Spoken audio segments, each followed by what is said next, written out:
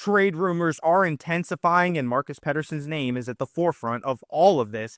Could the Penguins shed another deadweight contract and waive another player in the near future? What is their goaltending plan moving forward after Jarry is gone? And who else is going to be traded off of this team? Kyle Dubas already said anybody that doesn't have a no trade clause in their contract is up for grabs. If any team wants to make an offer, the Penguins are all ears. Let's talk about all that and more on Penguins Digest today. We got to talk about the goalie situation after Jarry was waived yesterday. We have an update on that, as well as some trade moves incoming for Kyle Dubas and friends in the Penguins front office. This team is going to be very busy, so stay tuned to this channel, Penguins Digest, for all the latest Pittsburgh Penguins news and coverage. If you guys haven't subscribed to the channel yet, subscribe, and I will keep you up to date on the latest news, daily coverage on your Pittsburgh Penguins. Let's go, Pens, and let's get right into it, talking about Jarry clearing waivers. As of about 5 minutes before I started recording this video, I had to add another segment because Tristan Jarry officially cleared waivers. He's going to be reassigned to Wilkes-Barre Scranton, the baby Penguins of the AHL, for the second time this season, and being recalled to take his place, the infamous Joel Blomqvist. So Jarry has cleared waivers. Blomqvist is the new, essentially the starting goalie for the Pittsburgh Penguins, the young gun that has been effective in the time that he played in Jarry's place earlier in the season, splitting time with Nedeljkovic. And that's what we have to talk about, is who is going to be the starting goalie for the Pittsburgh Penguins. I would assume it's going to be a 1A, 1B type of situation, at least until Nedeljkovic can be moved. I think he is also on the trade block right now, and I'll talk a little bit more about that later. But right now, what you have to expect is Ned and Blomqvist splitting time in the cage for Pittsburgh. This is what everybody wanted. This is what you guys have been calling for a long time now, saying that Blomqvist did enough in the first few games of the season with Jarry out that he should have this opportunity. And I agree. And he's played really well since he went back to the AHL. We covered that in a prospects video a couple videos ago. So that's definitely a real thing. Blomqvist has earned this opportunity. He's not just put in there because Jarry's gone. He's put in there because he's played well all season, whether it's NHL, AHL. This is a kid that you can rely on, and a guy that the more experience he gets at the NHL level, the more you can see if he's our future in the cage now that Jarry is officially gone. And what Mike Sullivan had to say about the goalie plan: performance at the end of the day will always be the dictator, but we have sketched out a short-term plan. We'll see where it goes. Both guys are going to get an opportunity to play. The reality is they have to, with the demands of the schedule. Sullivan on that goalie plan said, for example, we have 3 games in 4 nights starting tomorrow, with a whole lot of travel in between. So both guys are going to get an opportunity to play. At the end of the day, we're going to try to make the best decision to help the team. So obviously, Mike Sullivan wants to win. The Penguins want to get this bad taste out of their mouth from this terrible stretch that they've been in, this rut per se, with Tristan Jarry in net. Finally, Jarry is back in the AHL where he belongs, and the Penguins can hit that reset button and not blame goaltending for the reason they're losing games, because Blomqvist, and I'd argue Larson as well, who's playing in Wilkes-Barre, could be the answer in net. And we'll talk about it more in this video later on. I'll show you guys the breakdown of the roster, but the main thing right now, the pressing issue, is who will be traded first. We know there's going to be trades. Dubas broke the news that the entire team's on the block other than those players with no movement clauses. That's Sidney Crosby, Evgeni Malkin, Kris Letang, Brian Rust, and Erik Karlsson. Aside from those guys, everybody's fair game. So the question, who will be traded first? And I think it's safe to say Marcus Pettersson is probably the first to go, just because of how needy some teams are when it comes to a solid, top 4 defenseman. He's a very solid player, and a lot of teams are interested in him. We've heard buzz about Vancouver, Edmonton. Well, we'll get a little bit more into Pettersson's details later, but we want to talk first about just what players we can expect to be traded, period. Like, who is going to be moved? As you all know, the Penguins are expected to make multiple veteran trades. That means Karlsson. That means, well, if possible, Grzelcyk. That means Pettersson. That means Graves, hopefully. Pretty much any left shot defenseman on this team is fair game. And then a ton of forwards. Anthony Beauvillier, expiring contract. Other guys that have expiring contracts, and we're going to dive into that a little bit later in the video. But right now, I just want you guys to know, multiple veteran trades are expected. Pretty much nobody is safe. That's the mentality the Penguins have right now, is nobody is safe. anybody that anybody is interested in is going to be traded. The Penguins are not holding back.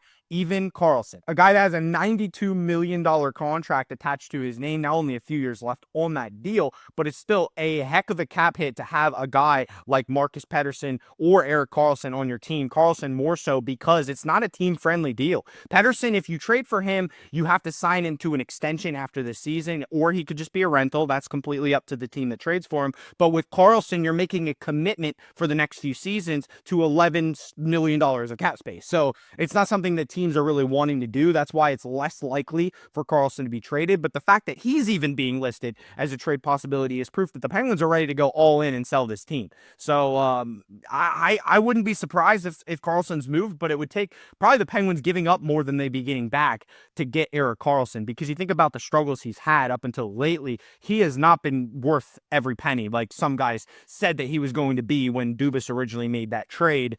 Right now, it's just a matter of shedding cap space, trying to build this team back up, get some young prospects, get some young talent. That's what Dubas wants to do. He wants to inject some life into this team with some new young players, and there's a lot of players I could think of that would be fitting the bill of that, and I'm going to cover that in a different video, talking about who the Penguins could go get. Right now, we're talking about who they will get rid of. So I said, Jarry, and he's gone now. He's waived. So now Blomqvist's getting called up. Now Ned, you can look for Ned.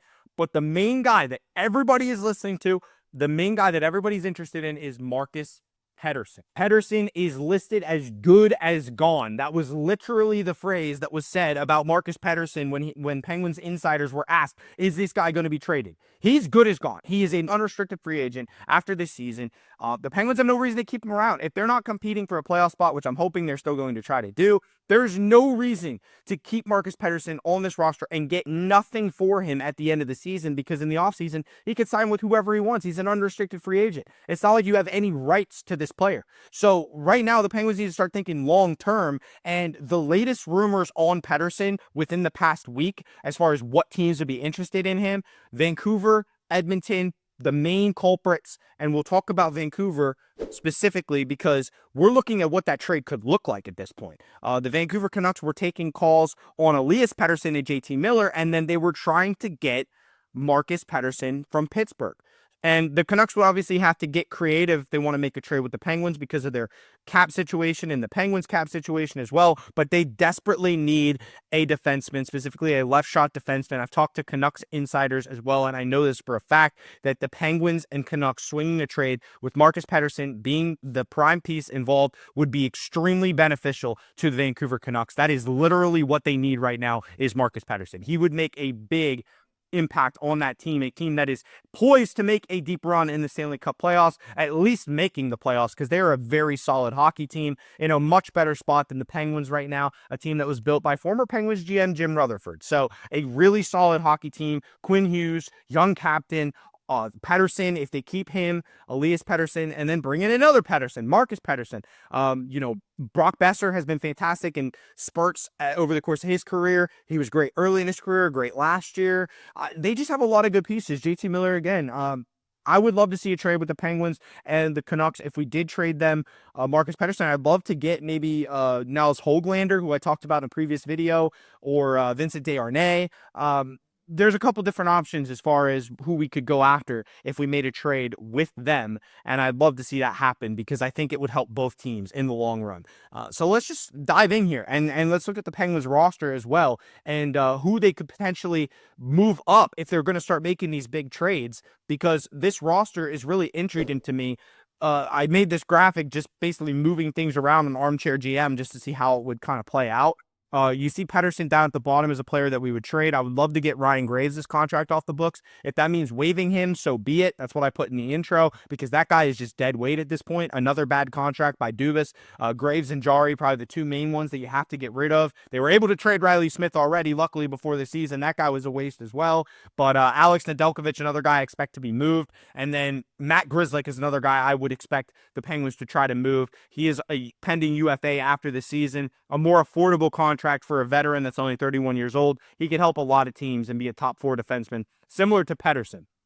With Pettersson, there's more of a future attached to him because he's still kind of in the prime of his career. Grzelcyk, I guess you could argue the same thing, but it's just a completely different player. The Penguins are guaranteed trading one of those two, but I would not be surprised if they trade both, especially with the depth they have at defense with all these younger players. You know, you see Ryan Shea, he got some playing time earlier this season, St. Ivany as well, but then you have Nate Corman, who really impressed me when he got a chance when we had a bunch of injuries a while back. He'd be the first guy I'd throw in over Shea and St. Ivany. I would give Klerman another shot. So you look at the defense pairings. If they were to trade Marcus Pettersson and waive Graves or find someone to take Ryan Graves off of their plate, you're looking at Klerman and then Grzelcyk still being on that side. Now, if you trade Grzelcyk as well, that makes it a little bit more interesting because of all these young guys that are fighting for that last defensive spot on the Pens.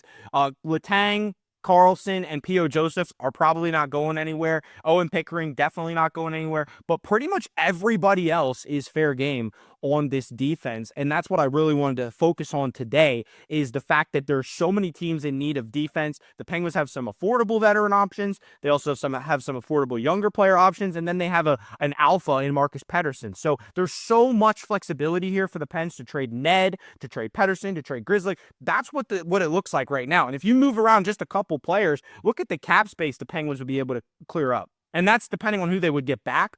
But I would expect a lot of these guys to get moved because they have nothing to lose right now. They are trying to push for the playoffs. They had been trying to push for the playoffs. It hadn't been working very well. So now they're at the point where Kyle Dubas is just trying to make the most out of this situation and maximize the value of the players that he has on this roster right now. So Marcus Pettersson has to go first because he's the most valuable asset. I wouldn't be surprised the Penguins get a first-round pick for Marcus Pettersson. I could see them getting maybe a third or a fourth for Matt Grzelcyk.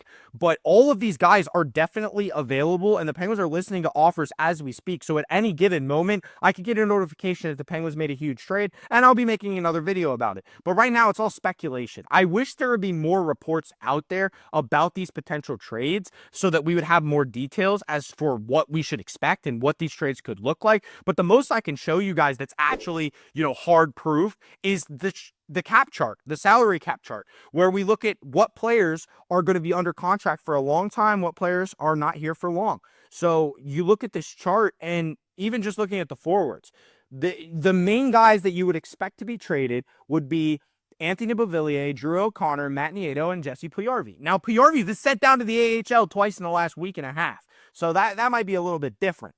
Philip Tomasino, Cody Glass, those are guys the Penguins traded for, Dubas wanted to bring in, that are restricted free agents. So I would actually say those two should be off the table as well. As much hate as people want to throw at Cody Glass, I still think he's a really good player. Him and Tomasino are young. They have potential. They're those former first-round picks that the Penguins can actually continue to develop and can be kind of this youth movement that can progress into the leadership roles and veteran roles after Crosby, Malkin, and Letang era is over.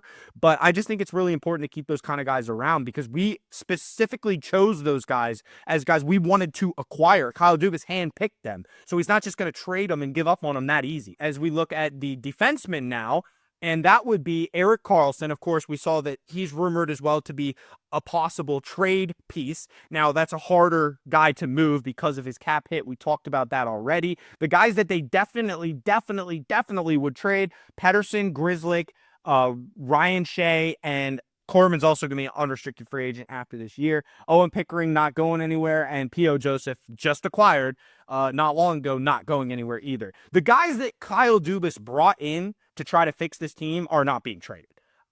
P.O. Joseph, handpicked. Philip Tomasino, Cody Glass, we already covered that. They were handpicked. They're not going anywhere. Even Blake Lizotte, he got signed to that free agent deal with the Penguins. I understand why they might consider trading him because he's a valuable asset for some teams. But I love Blake Lizotte on our bottom six. I think he's a phenomenal player. He plays with that energy, a guy that you really need on the team. I would be all for moving Nieto or Achari. His mind might not be right after that one turnover that he had a few games ago to cost us the game. There's just so much, guys. There's so much to talk about with this team. The possibilities are infinite for the Penguins right now. Who's the next player to be moved? I'm telling you right now, my guess is Pettersson. And I want to build a graph for you guys for next video talking about the most likely players to be traded in order so you can see what I'm talking about. But that chart of the salaries gives you a good tell on which players could be moved because there's not really any commitment to those players. So Which teams want the Dragon? We covered that. It was the Vancouver Canucks, the Edmonton Oilers, and then there have been another few teams that have gotten floated around as potential options. Regardless, you just have to look at what team needs a defenseman desperately. What teams have these high-octane offenses, like Vancouver, like Edmonton, that are in desperate need of a defenseman, and those are the type of teams that would pay a pretty penny for a defenseman like Marcus Pettersson to shore up the back end and give themselves a legitimate shot in the playoffs. And that's really what these teams are doing. They're building for the postseason. The Penguins are more of like a retool on the fly type of team. They're rumored to be going after Taylor Hall right now, which would be really weird. I don't know how the money would work on that one, but that was a rumor that I just saw today that Taylor Hall could be a potential target for the Penguins. It makes no sense, but just weird stuff. Weird rumors out there. None of the rumors I'm seeing have any real merit to them. I think what Dubas said explains it perfectly. Everybody's available except for guys that are on no trade clause contracts. And that's really the approach you have to have, is that nobody's safe. Because if you can get value back for a player at this point in the season, the way the Penguins are reeling, they're going to do it. Because even Tristan Jarry, they tried to trade Jarry. Dubas said they tried to trade Jarry. Nobody wanted him. There were no takers for Tristan Jarry. Are we surprised by that? No, we're not surprised by that. Former Penguin that was placed on waivers, and that is John Ludwig. Now, if you remember correctly, he actually made quite a few appearances with the Penguins and then got waived. He's still only 24 years old. The Avalanche were the team to claim him off waivers from Pittsburgh, and now he's being waived again. So it's kind of crazy how that works with the same day that Tristan Jarry was placed on waivers, Ludwig was placed on waivers. I didn't see anything that he was claimed, so I guess it's not really relevant. But the Penguins had an opportunity too, and that's at least 2 or 3 defensemen that have been on waivers. The Penguins have had an opportunity to claim, and they've gone unclaimed. So clearly they're content with what they have right now as far as their defensive pairings and their depth at defense. I think they're more likely to trade guys away than add anybody on the back end. As bad as our defense is, I think it's just more likely we start sending guys out and giving young guys a chance to play. Pickering already getting that chance, P.O. Joseph, and I talked about Corman, maybe Shea and St. Ivany get another crack at it before they become free agents. It's a lot, guys. It's the roster, the turnover for this roster is going to be ridiculous. I can tell you that with certainty. The turnover is going to be ridiculous. I don't know that any player is safe. I wouldn't even be surprised if they start trying to get guys to give up their no-trade clauses to be traded. We're at that point. We are literally at that point. I said not even 2 weeks ago that Rickard Rakell should never be traded. There are 3 or 4 teams calling on Rickard Rakell right now. So that's just proof that nobody is safe on this roster. And at any given time, one of our favorites could be moved. So just know that we're going to be very active on this Penguins Digest channel for that reason, because we don't know what is going to happen. And anytime anything happens, we're going to keep you in the loop. We're going to update you on that. So we covered pretty much everything on this video. I mean, as far as what I wanted to talk about, we talked about a Penguins player that was placed on waivers, a former Penguin that was not claimed that I know of, Ludwig, so it's not super relevant. We talked about potential landing spots for Marcus Pettersson, what kind of value we could get in return for Pettersson, covered that in a previous video. We talked about Matt Grzelcyk potentially being moved because of his team-friendly contract. I showed you the graphic of all the UFAs that could be moved, guys that are not under contract past this season that Kyle Dubas would be more likely to trade away. And we even discussed Erik Karlsson possibly being traded, despite how much money that guy is making.